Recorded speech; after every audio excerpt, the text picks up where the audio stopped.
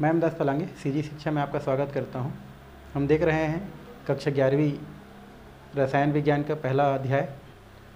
और इससे पहले वाले वीडियो में हम लोग विलयन की सांद्रता को व्यक्त करने की विधि देख रहे थे, जिसमें बहुत सारे विधियां हम लोग इससे पहले वीडियो में कंप्लीट कर चुके हैं। इसमें और कुछ विधि बचा है, उसको हमको आज देखना है। और इनमें से ये जो विधि है वो इम्पोर्टेंट है ना। तो आज हम जो विधि देखने वाले हैं वो है हमारा मोललता। ये आपका आगे 12वीं क्लास में भी काम आएगा भाई, तो इसको थोड़ा सा अच्छा से समझेंगे। तो मोललता क्या होता है?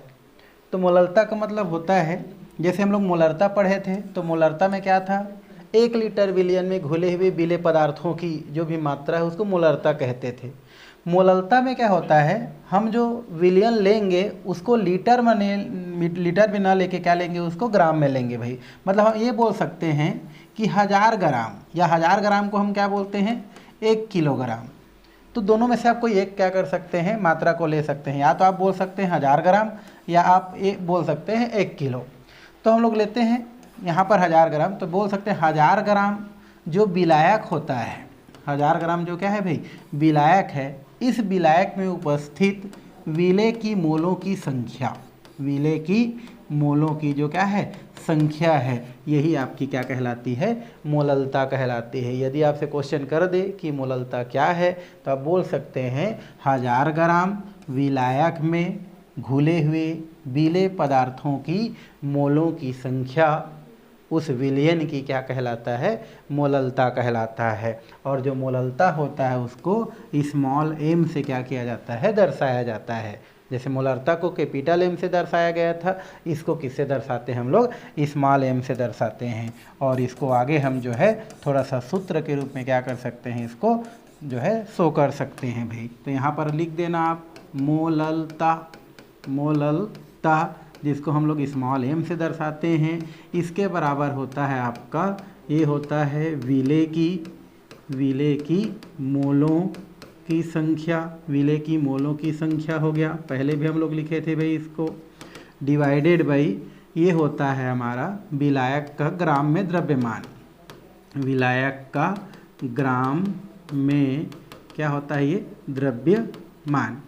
अब यहाँ पर यदि हम लोग बोल देते हैं कि जो है डब्लू ग्राम, माना कि यहाँ पर और आगे बढ़ाएं तो बोल सकते हैं माना डब्लू ग्राम विलायक में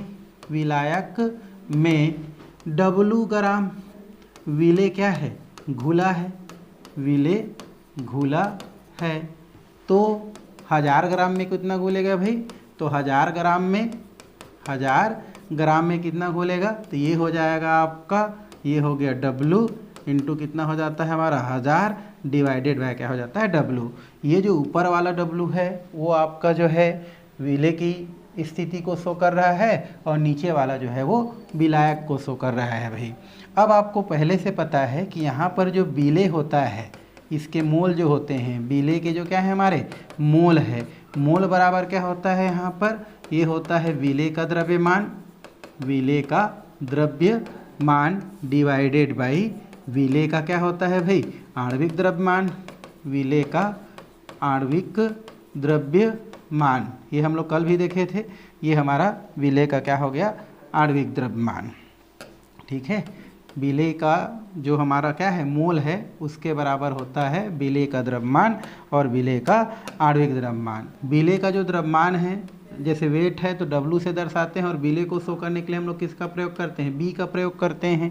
यहाँ पर हम क्या लिख देते हैं भाई, बी लिख देते हैं। तो ये क्या हो गया, डब्लू बी, मतलब विलेय की जो द्रव्यमान है उसको डब्लू बी से शो करते हैं, और यहाँ पर विलेय का जो आणविक द्रव्यमान होता है उसको एम बी से शो करते हैं। अब ये जो विलेय के मोल की संख्या बराबर इतना है, तो इस मान को पहले वाला समीकरण में, या ये जो हमारा अभी लिखे हैं उसमें क्या करते हैं, पुट कर देते हैं। तो हमारा मान क्या प्राप्त होता है भाई, यहाँ पर ये हो जाता है आपका मोललता, जिसको हम किससे दर्शाते हैं, स्मॉल एम से दर्शाते हैं।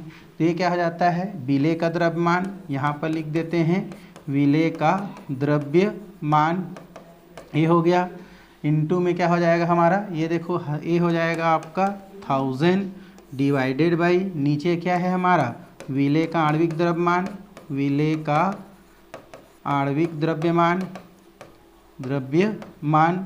और नीचे में क्या बचा है, ये देखो विलायक का हमारा ग्राम में द्रव्यमान, तो यहाँ पर लिख देते हैं विलायक का ग्राम में, ये हो गया द्रव्यमान। अब इन सब को हम और आगे बढ़ाएं और इसको बढ़िया से एक और फार्मूला के रूप में जो है ढाल दें, तो ये हो जाता है एम। विलेय का द्रव्यमान को किससे शो करते हैं, डब्ल्यू बी से, तो ये हो जाता है डब्ल्यू बी। इधर क्या है आपका 1000, तो ये हो गया आपका 1000 डिवाइडेड बाई विलेय का आणविक द्रव्यमान को किससे शो करते हैं भाई, एम बी से, तो ये हो जाता है एम बी। और उसके बाद जो है विलायक का जो क्या होता है हमारा जो ग्राम में द्रव्यमान होता है उसको किससे शो करते हैं, डब्लू से, तो ये हो जाता है आपका डब्लू।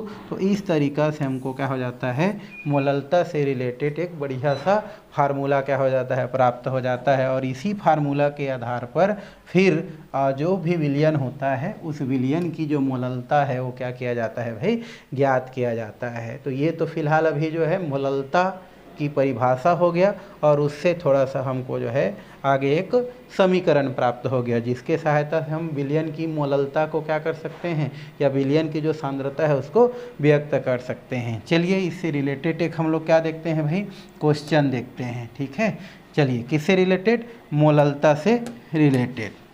जैसे यहाँ पर अब क्वेश्चन दिया गया है, ठीक है, ये क्वेश्चन दिया है कि 500 ml, कितना ml, या 500 ml नहीं ना, ml की तो बात ही नहीं हो रहा, ग्राम, तो 500 ग्राम जो क्या है हमारा जल है ना, 500 ग्राम जल में 4 ग्राम, कितना ग्राम, 4 ग्राम, 4 ग्राम क्या घुला है, सोडियम हाइड्रोक्साइड क्या है, घुला है, घुला है। तो विलयन की मोललता क्या कीजिए, ज्ञात कीजिए। तो ये हमको दिया गया है।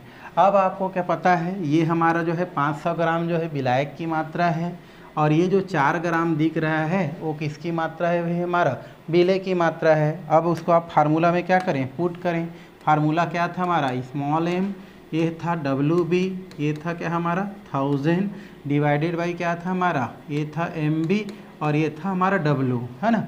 अब देखो ये जो डब्लू बी होता है वो किसकी मात्रा को शो करता है, विलेय का, जो कि कितना दिया है हमारा 4 टू कितना हो जाएगा हमारा, ये हो गया 1000 डिवाइडेड बाई।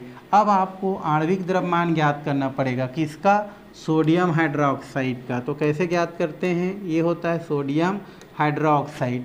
सोडियम का जो परमाणु क्रमांक होता है 11 और परमाणु भार होता है वो 23 होता है, तो 23 को लिखते हैं, है ना। परमाणु भार को जोड़ के अणु भार निकालते हैं भाई। ऑक्सीजन का कितना होता है 8 होता है, तो 16, और हाइड्रोजन का 1 होता है, तो ये कितना हो जाता है, ये हो जाए 6 1 7 7 3 कितना हो गया 10, तो 10 का 0 हो गया, हासिल 1 आया। अब ये हो गया 2 और 1 3, और 3 और 1 क्या 4, तो हमको कितना मिल गया भाई 40 मिल गया। तो यहाँ पर हमको एम बी का मान कितना मिला 40 मिला, और यहाँ पर जो है ये कितना दिया है हमारा 500 ग्राम दिया है, यहाँ पर हमने कितना रख दिया 500 ग्राम रख दिया। अब इतना हम लोग जब क्या कर देते हैं, यहाँ पर 500 रख देते हैं, ये किसका मान आ गया एम का। अब सबको क्या कर दो, काट दो, जो भी मान आएगा वही मान आपका क्या कहलाएगा, आंसर होगा। जैसे ये है हो जाएगा, इसको अगर हम काट दें तो कितना हो गया 500 एकम 500, 500 दूनी कितना हो गया हमारा, ये हो गया 1000, तो कितना से कट गया हमारा 2 से। अब यहाँ पर क्या बचा है भाई हमारा, ये बच गया 2 एकम 2, 2 दूने 4, ठीक है, और ये हो गया हमारा 0, ये 2 एकम 2 हो गया, 2 दूने 4, तो 20 आ गया।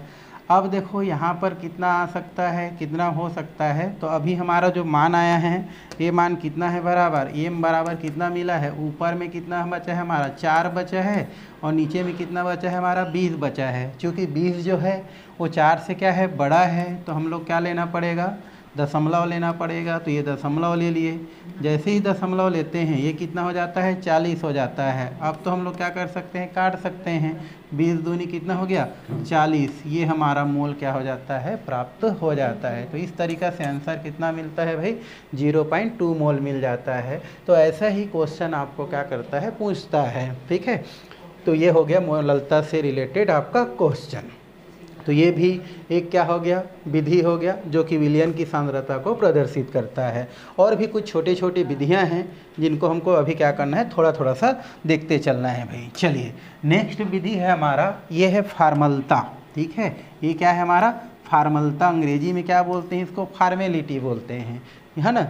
अब ये जो फार्मलता क्या होता है, इसका उपयोग उन विलयनों की सांद्रता को व्यक्त करने में उपयोग लाया जाता है जिनमें यदि हम क्या करते हैं, जो विलायक है, इस विलायक में अगर क्या करते हैं, कोई विलेय को क्या कर देते हैं, घोल देते हैं, तो ये जो विलेय है इस विलायक में जाने के पश्चात क्या हो जाता है, संगुणित हो जाता है, जुड़ जाता है या टूट जाता है। तो उस स्थिति में हम लोग जो है जिस विधि का प्रयोग करते हैं उसे हम फार्मलता कहते हैं। और इनका भी जो परिभाषा होता है ना, वो परिभाषा पहले जितना विधि पढ़े हैं ना उसी के जैसा है, खाली जो विलेय की जो मात्रा है उसको दर्शाने का जो इकाई है वो क्या है, चेंज है। जैसे पहले हम विलेय की मात्रा को मोल से दर्शाते थे, है ना, लेकिन यहाँ पर विलेय की मात्रा को दर्शाने के लिए हम लोग मोल का उपयोग न करके यहाँ पर ग्राम सूत्र भार का क्या करते हैं, उपयोग करते हैं। तो खाली मात्रक चेंज होता है, इकाई चेंज होता है, बाकी तो जितने भी विधियां हैं वो सब का मतलब क्या होता है, विलयन की सांद्रता को व्यक्त करने की विधि है भाई,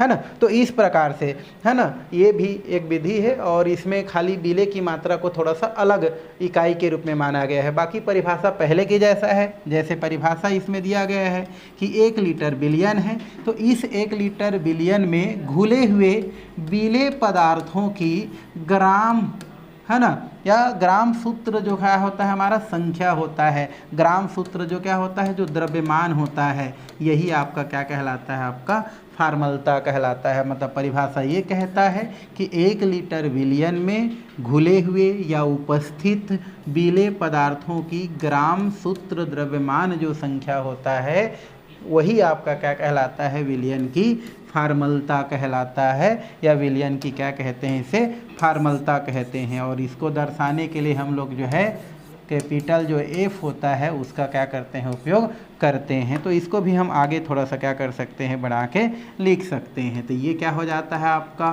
फार्मलता हो गया, जिसको हम लोग किससे दर्शाते हैं, F से इक्वल टू क्या लिख सकते हैं, विलेय का ग्राम सूत्र द्रव्यमान, ग्राम सूत्र द्रव्यमान, ग्राम सूत्र द्रव्यमान डिवाइडेड बाई विलयन का लीटर में आयतन, विलयन का लीटर में आयतन, इस प्रकार से इसको लिखा जाता है। और इसको फिर आगे जैसे बढ़ाओगे कि माना कि VmL में यहाँ पर लिख सकते हैं, माना VmL में W ग्राम, है ना, W ग्राम क्या घुला है हमारा, विलेय घुला है, तो 1000 ग्राम में कितना घुलेगा, तो यहाँ पर लिख सकते हैं, तो 1000 ग्राम में 1000 ml में भाई, तो यहाँ पर क्या लिखेंगे, 1000 ml में कितना घुलेगा, तो ये हो जाएगा W इंटू कितना हो जाएगा आपका 1000, है ना, ये हो गया आपका W इंटू कितना हो गया 1000 अपान कितना हो गया हमारा VmL। तो ये हमको एक क्या हो जाता है, फार्मूला प्राप्त हो जाता है। अब यहाँ पर जो विलेय का जो ग्राम सूत्र द्रव्यमान होता है उसका मतलब क्या होता है, विलेय का द्रव्यमान बटे विलेय का आणविक द्रव्यमान। तो इसको आगे चाहेंगे तो लिखना चाहेंगे तो लिख सकते हैं, विलेय का ग्राम सूत्र द्रव्यमान, ग्राम सूत्र द्रव्यमान, इसको शो करने के लिए हमको क्या करना पड़ेगा, पहले के जैसा विलेय का क्या निकालना पड़ेगा, द्रव्यमान निकालना पड़ेगा, और विलेय का क्या निकालना पड़ेगा, आपका विलेय का आणविक द्रव्यमान। आणविक द्रव्यमान ही ग्राम सूत्र द्रव्यमान को क्या करता है, आपका शो करता है भाई, तो आणविक द्रव्यमान। अब यहाँ पर इसको ओवरऑल जब क्या कर देंगे, यहाँ पर लिख देंगे, तो द्रव्यमान को शो करने के लिए आपको पता है WB का प्रयोग किया जाता है। और यहाँ पर जो आणविक द्रव्यमान है जिसको हम लोग ग्राम सूत्र द्रव्यमान के रूप में उपयोग करते हैं, इसको शो करने के लिए हम लोग फिलहाल फार्मलता है तो F का क्या करते हैं, प्रयोग करते हैं। अब यही जो ए वाला जो मान है उसको इस प्रकार, इस मान में क्या करेंगे, ये वाला मान में जब पुट करेंगे तो अंततः हमारा इसका जो फाइनल जो फार्मूला होता है वो प्राप्त होता है। तो ये क्या हो जाता है हमारा WB, जो विलेय की मात्रा को शो करता है, ये कितना हो जाता है 1000 डिवाइडेड बाई ये हो जाता है आपका VmL।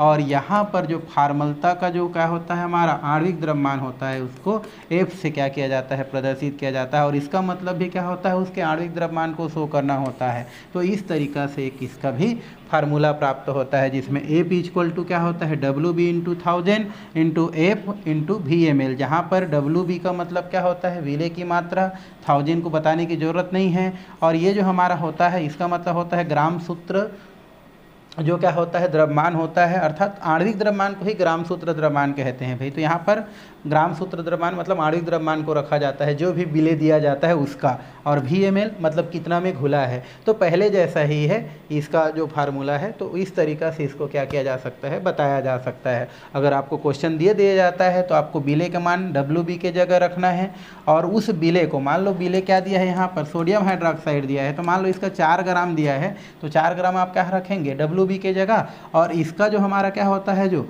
टोटल हमारा जो क्या होता है आणविक द्रव्यमान होता है, अर्थात ग्राम सूत्र द्रव्यमान होता है, उसको नीचे रखेंगे, 1000 को 1000 रखेंगे, और VmL के जगह जो भी मात्रा दिया रहेगा उसको रख के काट देंगे, जैसे इससे पहले काटे थे।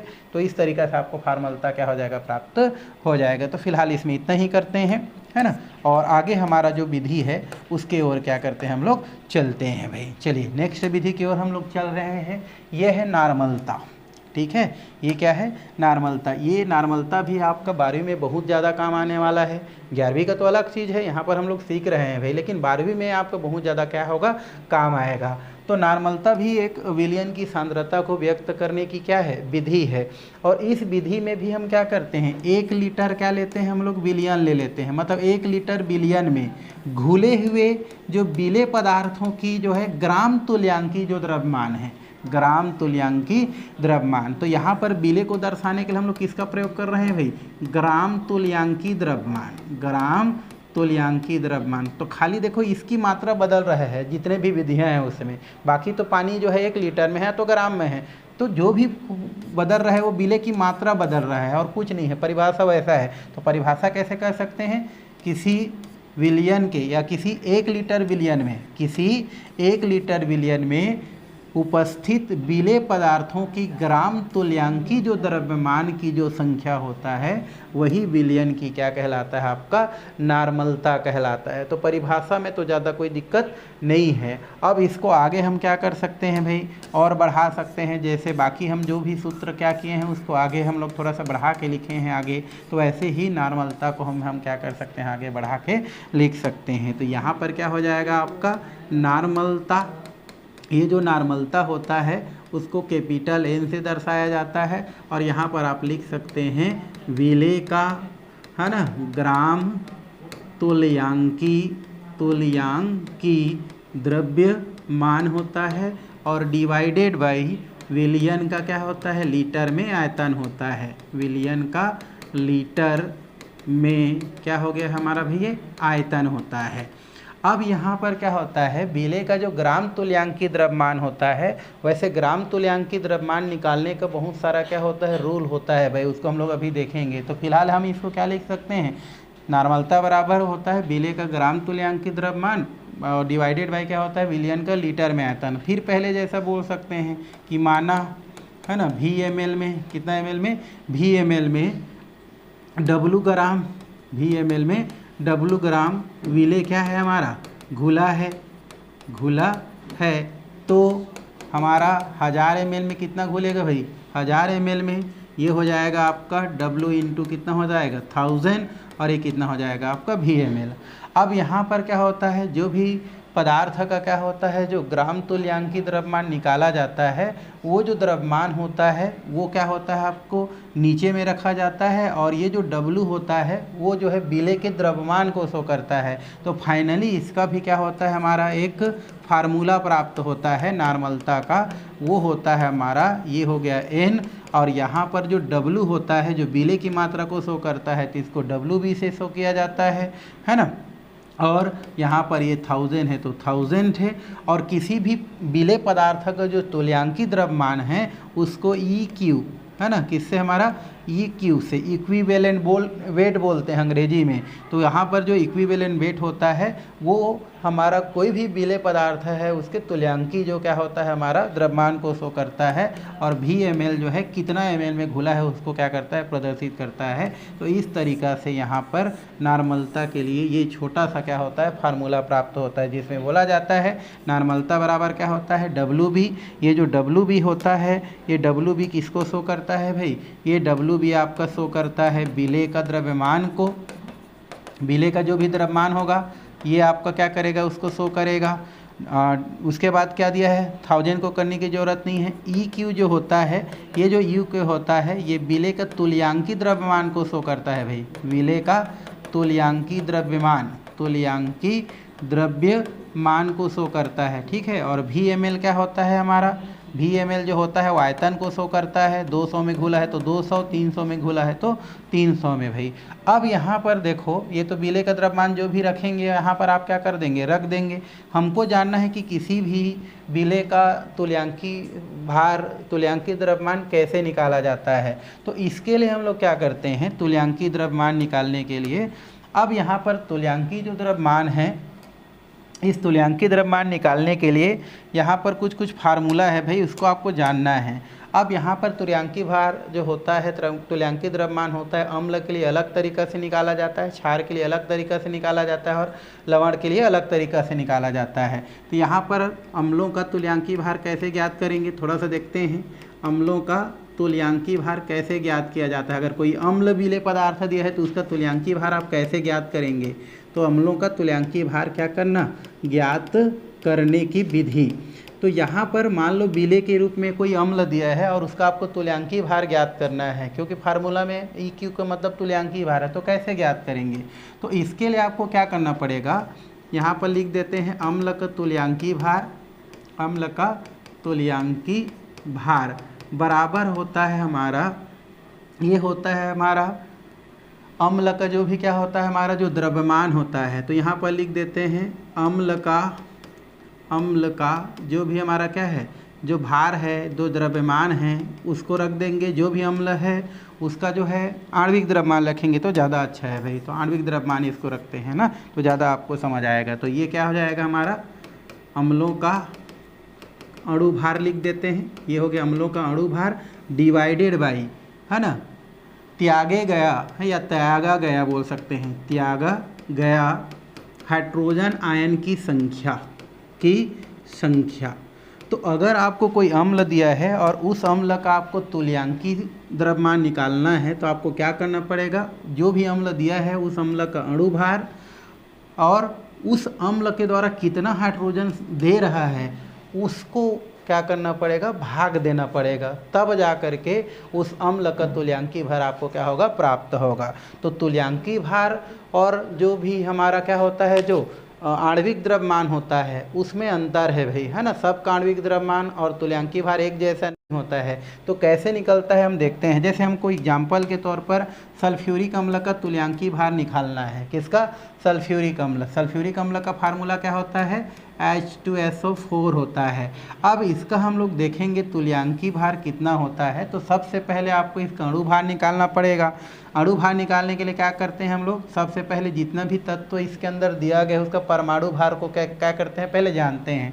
हाइड्रोजन का परमाणु भार 1 होता है, बट इनकी संख्या 2 दिया है तो 2 से गुणा कर दिए। सल्फर जो होता है इसका तुल्यांकी, उसका जो परमाणु भार होता है इसका स्वयं का जो है 16 होता है, तो 16 दूनी कितना लिखा जाता है, 32 लिखा जाता है। और ऑक्सीजन का 1 का 16 होता है, 4 से गुणा कर देते हैं तो यहाँ पर इसका मान 64 आ जाता है, ये 32 हो गया और ये हमारा 2 1 कम कितना हो जाता है, 2 हो जाता है। अब सबको अगर हम क्या कर दें, जोड़ दें तो यहाँ पर अणु भार क्या हो जाता है, 4 2 कितना हो गया 6 और 6 2 कितना हो गया 8, ये हो गया 8, ठीक है। अब क्या बचा है हमारा, ये हो गया 6 3 9, तो ये हमारा क्या निकल गया, इस सल्फ्यूरिक अम्ल का अणु भार। तो अणु भार को हम लोग यहाँ पर कितना रख दिए हम लोग, ये हो गया आपका 98। अब ये जो सल्फ्यूरिक अम्ल होता है वो कितना हाइड्रोजन डोनेट कर सकता है, तो चूंकि ये प्रबल अम्ल होता है इसलिए 2 हाइड्रोजन है और दोनों हाइड्रोजन को क्या कर देता है, डोनेट कर देता है। तो 2 हाइड्रोजन डोनेट करता है तो यहाँ पर 2 क्या कर दिया जाता है, इसको भाग दे दिया जाता है। और जब इन दोनों को काट देते हैं तो ये हो जाता है 2 चौके 8, 1 बचा तो 2 या 18, ये 49 प्राप्त होता है। तो ये जो 49 होता है यही 49 सल्फ्यूरिक अम्ल का क्या होता है, हमारा तुल्यांकी भार होता है।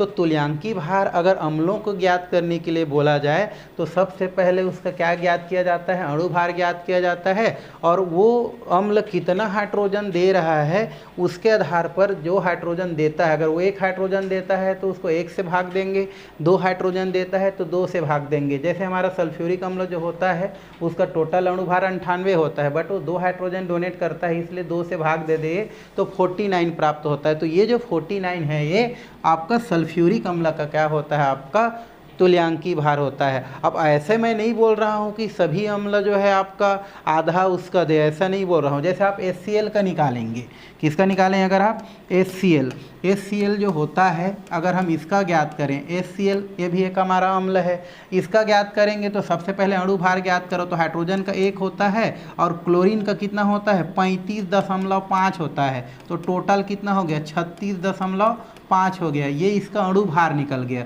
तो अणु भार कहाँ पर रखेंगे भाई, हम लोग ऊपर रखेंगे, तो ये कितना है 36.5 डिवाइडेड बाई कितना हाइड्रोजन ये डोनेट कर सकता है, तो 1 ठो तो है इसके पास, 1 ठो को डोनेट कर देगा, तो यहाँ पर 1 ठो डोनेट कर रहा है तो 1 लिख देंगे। अब 1 से भाग दोगे तो मान कितना आएगा 36.5 ही आएगा ना। तो उस स्थिति में हाइड्रोक्लोरिक अम्ल का जो क्या होता है, जो आणविक द्रव्यमान होता है वो और तुल्यांकी जो द्रव्यमान होता है वो दोनों क्या होता है, एक जैसा होता है, दोनों में कोई अंतर नहीं है।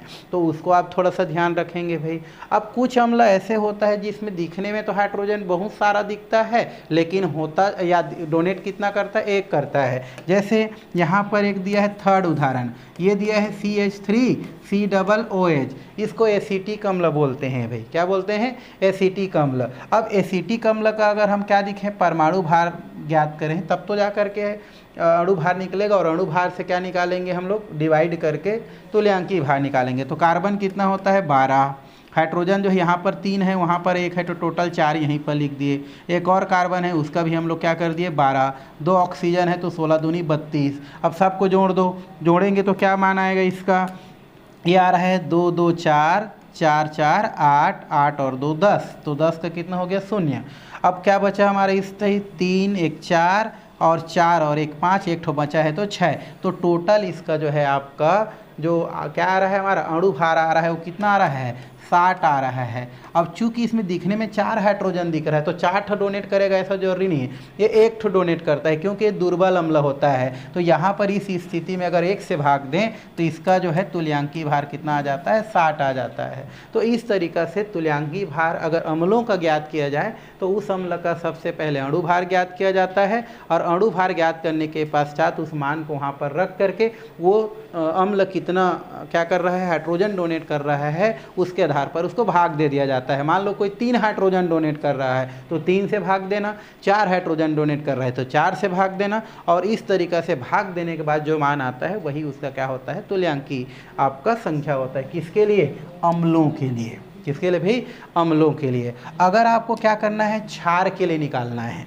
किसके लिए, क्षार के लिए निकालना है, तो ये होता जाता है हमारा क्षार का तुल्यांकी भार, क्षार का तुल्यांकी भार। तो क्षार का अगर आपको तुल्यांकी भार निकालना है तो इसमें क्या करेंगे, इसके लिए करते हैं हमारा क्षारों का अणु भार पहले निकालेंगे। क्षार का अणु भार निकालना पड़ेगा आपको, क्षार का अणु भार डिवाइडेड बाई त्यागा गया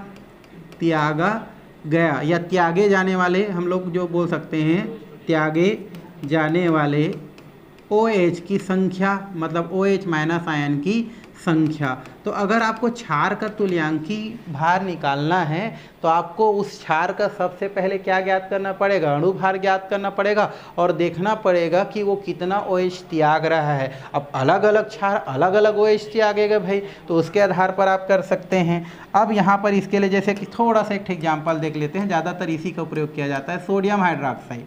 अब सोडियम हाइड्रोक्साइड एक क्या है, क्षार है। अब इसका हमको तुल्यांकी भार निकालना है तो सबसे पहले अणु भार निकालना पड़ेगा। तो अणु भार निकालने के लिए क्या करते हैं, परमाणु भार को जोड़ते हैं। तो सोडियम का परमाणु भार कितना होता है 23 होता है, ऑक्सीजन का 16 होता है, हाइड्रोजन का 1 होता है, सबको जोड़ दें तो 40 बनता है। तो ये जो 40 है वो सोडियम हाइड्रोक्साइड का अणु भार है। अब यहाँ पर क्या कर दिए, ये हम लोग 40 रख दिए, डिवाइडेड बाई कितना त्याग सकता है वो है एक ठो तो है, एक ठो त्याग देता है, तो अंतः मान कितना होता है 40 ही प्राप्त होता है। यही वजह है कि सोडियम हाइड्रोक्साइड का जो आपका अणु भार होता है और जो तुल्यांकी भार होता है वो दोनों एक ही होता है भाई। तो इसको आपको इस प्रकार से क्षारों का निकाला जाता है। अलग अलग क्षार का जो मान होता है अलग अलग होता है। कोई 2 अगर वो OH त्यागेगा तो 2 से भाग देना, 3 से त्यागेगा तो 3 से भाग दे देना। तो इस प्रकार से क्षारों का क्या किया जाता है, तुल्यांकी भार निकाला जाता है। और एक होता है लास्ट इसमें, वो है लवण का तुल्यांकी भार। लवण का तुल्यांकी भार भाई, लवण का तुल्यांकी भार कैसे ज्ञात करते हैं। लवण क्या होता है, तो जब अम्ल और क्षार को आपस में क्रिया करा देते हैं तो बनने वाला प्रोडक्ट में एक प्रोडक्ट लवण कहलाता है। जैसे HCl है और ये क्या है NaOH है। अब इन दोनों को क्रिया करा दो आप तो यहाँ से एक प्रोडक्ट बनता है। जैसे ये प्लस होता है, ये प्लस होता है और ये माइनस होता है। इन दोनों को कर देंगे तो H2O बनता है और इन दोनों को कर देंगे तो NaCl बनता है। आपको मैं बताया हूँ ना, प्लस वाले को पहले रखा जाता है। तो ये हमारा क्या है, ये लवण है। तो ये जो लवण होता है उसका तुल्यांकी भार कैसे ज्ञात किया जाता है ना। तो लवण की तुल्यांकी भार ज्ञात करने के लिए हम लोग क्या करते हैं, लवण का अणु भार लिखेंगे। लवण का अणु भार, सब में वही प्रोसेस है भाई। जो भी लवण लिया जाएगा उसका अणु भार लिखा जाएगा और त्यागे गए इलेक्ट्रॉन की संख्या, त्यागे गए इलेक्ट्रॉन की संख्या, या उसमें जो भी त्यागे गए नहीं बोल सकते हैं, उपस्थित इलेक्ट्रॉन की संख्या को हम लोग क्या कर सकते हैं, इसमें लिख सकते हैं, है ना। तो यहाँ पर मैं लिख देता हूँ उसको, है ना, धन आयन या ऋण आयन की संख्या लिख देते हैं तो ज़्यादा अच्छा होगा।